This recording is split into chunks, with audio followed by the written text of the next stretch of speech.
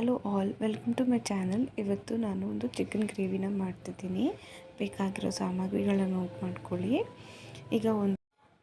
ಈಗ ಬಾಣಲಿಗೆ 2 ಸ್ಪೂನ್ ಎಣ್ಣೆ ಹಾಕ್ಕೊಳ್ತೀನಿ. 2 ಈರುಳ್ಳಿ ತೊಗೊಂಡಿದ್ದೀನಿ ಮೀಡಿಯಮ್ ಸೈಜು, ಚಕ್ಕೆ 2 ಪೀಸು, ಲವಂಗ ಒಂದು 4, 5ರಿಂದ 6 ಹಸಿಮೆಣಸಿನ್ಕಾಯಿ, ಬೆಳ್ಳುಳ್ಳಿ 1 ಗೆಡ್ಡೆ ಬೆಳ್ಳುಳ್ಳಿ ಮತ್ತು ಅರ್ಧ ಇಂಚು ಶುಂಠಿ, 1 ಇಡೀ ಕರಿಬೇವಿನ ಸೊಪ್ಪು, ಒಂದು ಅರ್ಧ ಇಡಿಯಷ್ಟು ಪುದೀನ ತೊಗೊಂಡಿದ್ದೀನಿ. ಅದನ್ನು ಚೆನ್ನಾಗಿ ಎಣ್ಣೆಲಿ ಫ್ರೈ ಮಾಡ್ಕೊಳ್ತೀನಿ.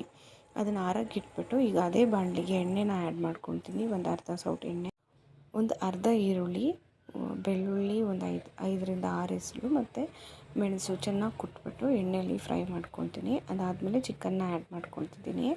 ಚಿಕನ್ನ ಆ್ಯಡ್ ಮಾಡಿಕೊಂಡು ಅದಕ್ಕೆ ಒಂದು ಸ್ವಲ್ಪ ಅರಿಶಿನ ಹಾಕ್ಕೊಳ್ತೀನಿ. ಅರ್ಧ ಟೇಬಲ್ ಸ್ಪೂನ್ ಅರಿಶಿನ, ಅದು ರುಚಿಗೆ ಬೇಕಾಗಿರೋಷ್ಟು ಉಪ್ಪು ಇವಾಗಲೇ ಆ್ಯಡ್ ಮಾಡ್ಕೊಳ್ತೀನಿ. ಹಾಗಾಗಿ ಸ್ವಲ್ಪ ಚಿಕನ್ಗೆ ಉಪ್ಪು ಖಾರ ಸ್ವಲ್ಪ ಹಿಡಿಯುತ್ತೆ ಅಂತ ಹೇಳಿ.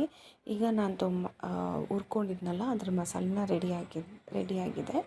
ಈಗ ಚಿಕನ್ ಕೂಡ ಅರ್ಧ ಬೆಂದಿದೆ. ಈಗ ಬೆಂದಿರೋದು ನೀರು ಬಿಟ್ಕೊಂಡು ಬೆಂದಿದೆಯಲ್ಲ, ಸೊ ಅದು ಸಾಕು. ಇವಾಗ ಮಸಾಲೆನ ಆ್ಯಡ್ ಮಾಡ್ಕೊಳ್ತಿದ್ದೀನಿ.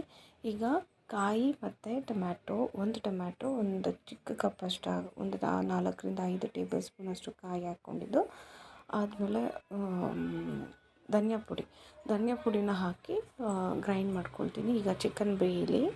ಆದಮೇಲೆ ನಾವು ಈ ಕಾಯಿ ರುಬ್ಕೊಂಡಿರ್ತೀವಲ್ಲ ಅದನ್ನು ಇದಕ್ಕೆ ಆ್ಯಡ್ ಮಾಡ್ಕೊಳ್ಳೋಣ.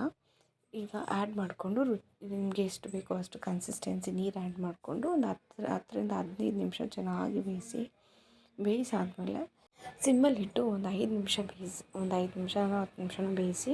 ನಿಮ್ಗೆ ಗೊತ್ತಾಗುತ್ತಲ್ಲ ಅದರ, ಈಗ ನೋಡಿ ಎಣ್ಣೆ ಬಿಟ್ಕೊಂಡು ಬಂದಿದೆ ಅಂದಾಗ ಅದು ಚಿಕನ್ ಗ್ರೇವಿ ರೆಡಿ ಇರುತ್ತೆ ಅಂತ.